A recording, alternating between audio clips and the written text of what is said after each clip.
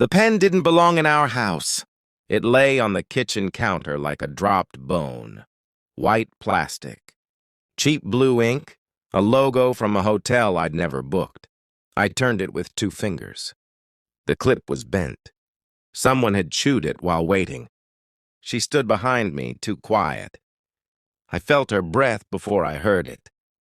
"Why is this here?" I asked. Silence is a language when you've been married long enough. It tells you which words not to use. My chest stayed calm. My pulse didn't.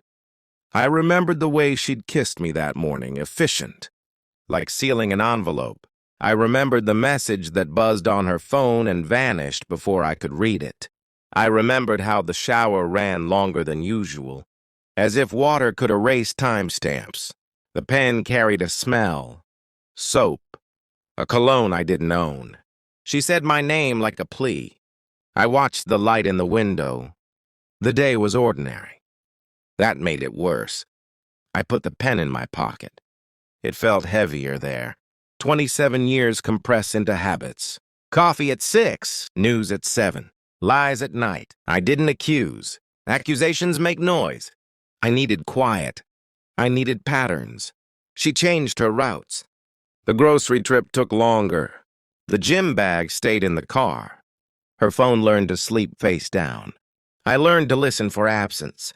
At dinner, she asked about my work with a brightness that had edges. I answered with weather. We spoke like neighbors through a fence. The pen told me where to start. I searched the hotel's website. 2 rooms with a view of the river. One with a desk identical to the smudge on the counter. A conference wing closed on Tuesdays. Tuesdays were her gym days. I watched her shoes. A new pair, not meant for running. I watched her hands. She wore the old ring when we went out. At home, it rested by the sink. She had a second life that borrowed my time. I told myself nothing. I let the truth warm up in its cage. I became a clerk in my own marriage. Dates, receipts, the small theater of alibis. Phone records were a map with one road highlighted. A number that bloomed every Tuesday. I called it from a payphone. A man answered with the voice of someone who'd already been chosen. I followed at a distance. The city has a way of offering cover, buses, mirrors, rain. She entered the hotel like a guest. I entered like a ghost. They met in the lobby under a painting of a storm. He was younger than me and older than his caution. They touched like people who had practiced not touching. In the elevator, I smelled his cologne again. It was the pen, translated. I waited outside the room. The door sign asked for privacy. I gave it patience. When they came out, she laughed. The sound was a crime scene. I learned his name from a credit card receipt he dropped. I learned his job from a plaque in his office lobby. I learned his weakness from the way he looked at her. As if a mirror could love you back. I prepared the ending without raising my voice. The evidence arrived like mail. Photos. A room number. A time. I laid the hotel pen on the table between us. I set the receipt beside it.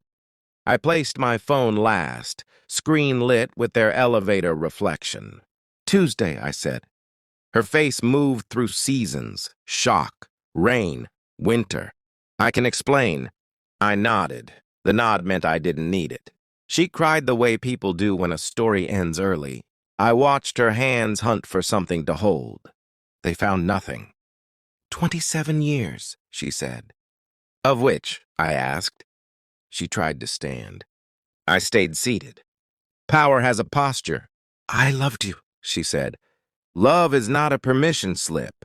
I slid the folder to her. Inside was his name, his office, his wife's email, the conference wing schedule. You were careful, I said.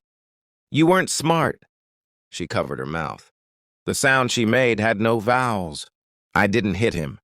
I met him where truth does its own damage. His office had glass walls and a mission statement. I left an envelope with his wife's name on it. Inside, the photos, the room number, the pen. When he saw me in the lobby, he knew me without knowing me. He stepped forward. His words reached for apology. My hand moved once. Not fast, not slow. The sound was a book closing. He went down with a small red bloom and a future that didn't include lies. Security came. Statements were taken. I used fewer words than anyone else. At home, she knelt like a sentence without punctuation. "I'll do anything," she said. I packed only what I owned before her. "Anything," she repeated. "Tell the truth," I said. "Everywhere." By night, the building knew his name. By morning, his job was an echo. By afternoon, his wife replied with a single word: "Received." Shakespeare was right. The truth has a way out. It breaks noses and contracts. I left the house with the pen. The river outside the hotel carried reflections. The way people carry secrets until they don't. I dropped the pen into it. Ink bled a thin line and vanished. I felt nothing I could spend. What remained was a map with fewer roads, a body that knew its own weight, a silence that wasn't afraid. Her messages arrived like weather reports. I didn't read them. I didn't need forecasts. Somewhere, a man learned the cost of borrowed time.